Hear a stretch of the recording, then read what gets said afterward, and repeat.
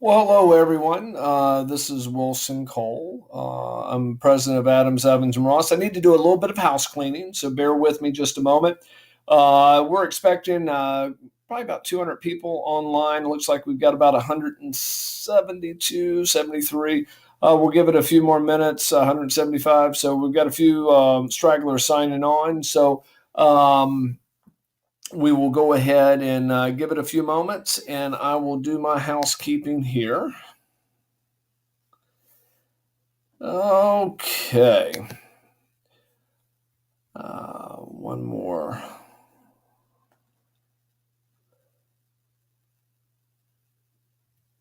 Okay.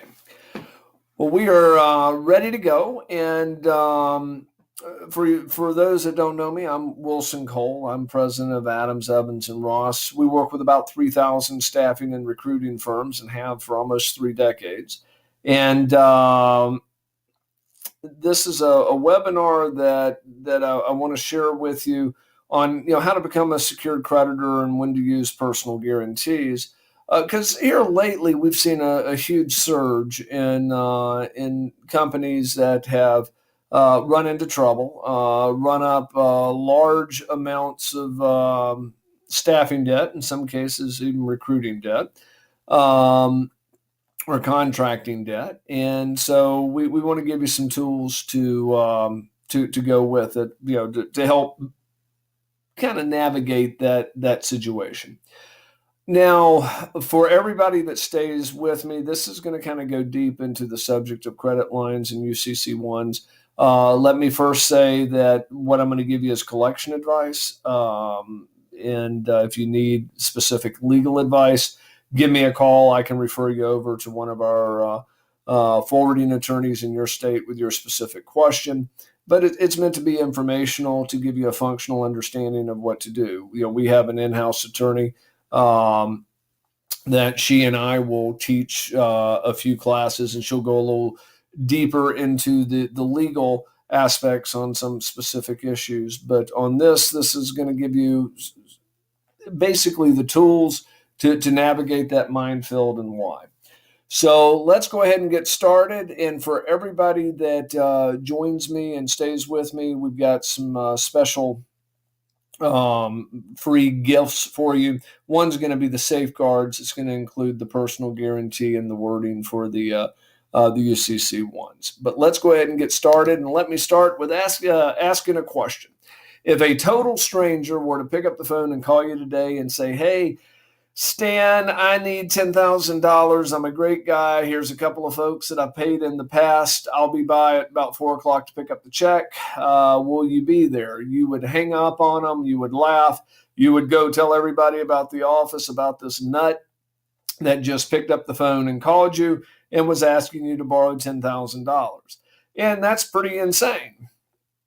But here's the deal. Every time that you extend out every time that you extend out credit to a new prospect that you haven't checked the background on and you haven't secured yourself, you've done just that. So, I want you to view loaning out staffing or contractors when you're the one that ultimately is on the hook. You need to make sure that you treat it as you're loaning money, because in essence that's exactly what you're doing.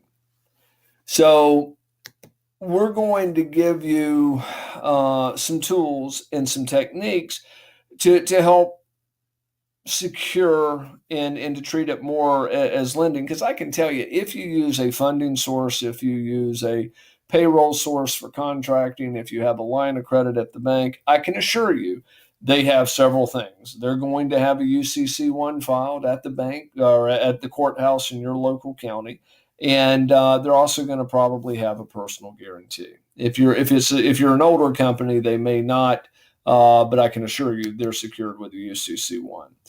The other side of the equation is you don't want to be too stringent with credit, because if you wind up just going on COD where it's cash in advance, you can be chasing your competitors, or chasing your clients and prospects down to your competitors. So we do need to find balance, and we're going to talk about some of those things that you can do to find that balance. So we're going to go into detail on some things that you can do to navigate those roads to try to find, where you're not, your credit department isn't the cog in the wheel when it comes to extending credit. It's going to flow seamlessly, and it's about managing your risk. I also want you to realize that from a credit standpoint, not all clients are going to be equal. And for the most part, probably 90% of these techniques are going to be with one certain group of these type of clients. Because somebody may be a wonderful $5,000 credit risk, but an absolute horrid $50,000 credit risk. And we're going to teach you how to tell the difference. And we do a whole webinar on how to set and maintain credit lines and things on those lines. They're going to go a little deeper into it, but I kind of want you to have at least an overview of it. You have the large public companies, you have the large regional companies. We refer to them as A and B size companies. And at the end of the day, those companies are going to be cash flow issues where you may have to wait 30 or 60 or 90 days to get paid. But you're going to get paid as a general rule. There's always risk, but as a general rule, the probability of not getting paid greatly reduces. What we're talking about is privately held companies. These are, the mom and pops, and they can be, a mom and pop can be 100, 200, person company or more. I mean, I think technically last time I checked, it's, the small business is considered anything with less than 500 employees.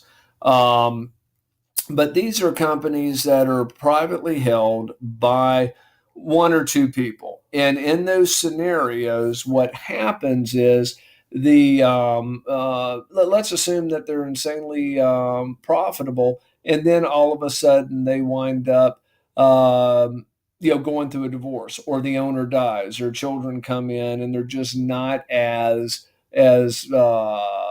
gifted as their parents were, or there's a change of ownership or things on those lines. Those are the companies that wind up biting you in the backside. And those are the ones that you wind up having to make sure that you protect yourself against. So let's kind of drill down. Life is fluid, and what would affect a seize ties company, is they also may have a major client that represents 80% of their business. And then with that major client, they lose it, and all of a sudden, all their cash flows are different. So we're going to drill down, and my in-house attorney told me I have to put this on there just to remind everybody. We're going to get into some specific stuff, but this is collection advice. If you need specific legal advice, give me a shout. We can connect you with an attorney in the state where you're running into the aspect, or running into the issue. Now, I want you to utilize a credit app as your credit contract. The best time that you're going to be able to get somebody to sign off on a credit application is when you first get them to sign on, when they're brand new. It's kind of that romance period where everybody goes out and does what they do to impress the other person. Well, when they need your staffing, they're going to do what they need to do. And there's certain things that you can bury in that credit application that is going to protect you going forward. And there again, the best time to get it done is from the beginning of that relationship. And the easiest time to get the credit application signed. So in these credit applications, we're not going to discuss getting the 3 trades in the bank and things on those lines, which are how you make a credit decision. Those are items that you're going to, we'll talk about in another webinar. We're talking specifically some of the wording that you're going to put in that's going to secure you guys to where if there's ever an issue. And there's special wording that you can kind of bury in the back that you become a secured creditor. And, let me kind of give you an overview of secured creditor versus unsecured creditor. If you've ever had a bankruptcy filing by one of your clients, you will get in a big packet of information that's 1 to 3 inch thick, and it's going to have a list of all the unsecured creditors. These are the bottom of the proverbial food chain. Chances of them ever seeing money are slim to none. Then you have 1 or 2 sheets of what they call secured creditors. And basically, these secured creditors own an interest, for lack of a better word, in their business or in that debt. And the only difference between an unsecured and a secured creditor is they have filed a UCC1 in the debtor's courthouse. What happens there is that they file. If you have it, the wording that allows you to do it, you can file a UCC1, or you can do it yourself or hire someone to do it, or you can file or ask later. Well, the problem with all of those, they have certain issues to begin with. But with filing a UCC1, I always recommend that you have an attorney do it, because if they do it incorrectly, you wind up having their errors in omissions insurance. Secondly, I recommend that you do it kind of from the start, once they sign the credit application, and also on the point of paying. If it's because there is $100, $200 cost to file it. But the way the UCC1 works is whoever files it first is the first lien holder, like a mortgage.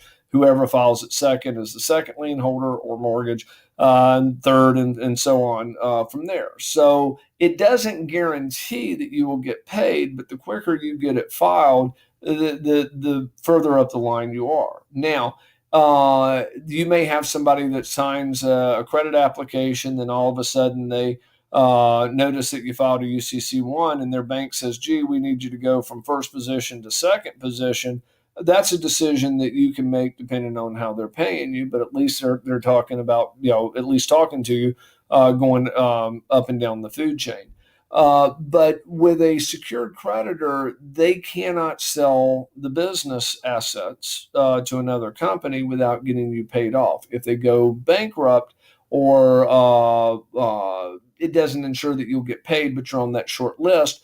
But view it as a mortgage. So if somebody forecloses on that mortgage and they're the second in line and you're down on the fourth or fifth, chances are you're not going to get paid. But if they were third in line and you were second, they would have to pay you off first. So the UCC1s, I always recommend filing those on companies wherever you have a point of pain. And that point of pain is going to determine which route what you deem as point of pain. Is it at 5,000 or is it 50,000? Once you start getting to 50 and 100,000, I always recommend utilizing it. Now, using personal guarantees. Let me give you some sobering statistics. 80% of businesses will fail within the first 2 years. That is the SBA's numbers, not mine, but they mimic everything that we see here. But let me give you, and everybody's heard that statistic. You've got a 80% shot of going out of business in the first 2 years. Let me give you another sobering statistic. Out of the 20% that survive, 80% of those will be out in the next 5 years. And so the survival rate in business can be difficult. So what you don't want to do is you don't want to have a company go out of business and not have a personal guarantee, because a personal guarantee means that you can go after the owner. Now, 3 things to remember when it comes to a personal guarantee. The personal guarantee needs to be in its own section. And the reason for that is I cannot tell you how many times that we get in a personal guarantee. A client says, well, first and foremost, clients typically say, hey, Wilson, there was somebody that I was having trouble with. I've been meaning to call you. Now their phone's disconnected. I need you to go after the debt. Well, if you don't have a personal guarantee and they were a corporation, I hate to be the bearer of bad news, but the chances of it recovering are slim to none, because the corporation owed you, not the individual. And I know it sounds like semantics, but the reason that corporations exist, the only reason corporations exist, are to shield individuals from personal liability. So you want to have the personal guarantee in its own section to where it's very clear that it's in its own section so they can't claim that they didn't know what they were signing.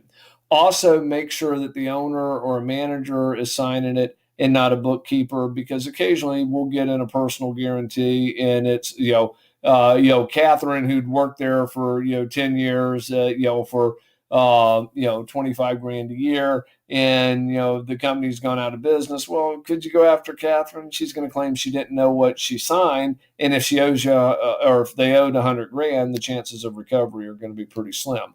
Also, never allow them to sign with their title anywhere in that section. Every attorney type that we've ever talked to tells us that if you put John Smith president, that president just negated the guarantee, because it clearly shows he was signing as a corporation and not as the individual. So those are the things that you need to remember when it comes to personal guarantees and also on UCC ones. If you have any specific questions, don't hesitate to give me a shout. You can do that several ways. One is email me, Wilson at AERcollections with an S at the end.com. You can also visit us at our website, which is www.aercollections.com, or call me 800-452-5287. I'm at extension 6578. And at the website, you can also book a free 30-minute consultation if you should have a desire to speak with me on specifics.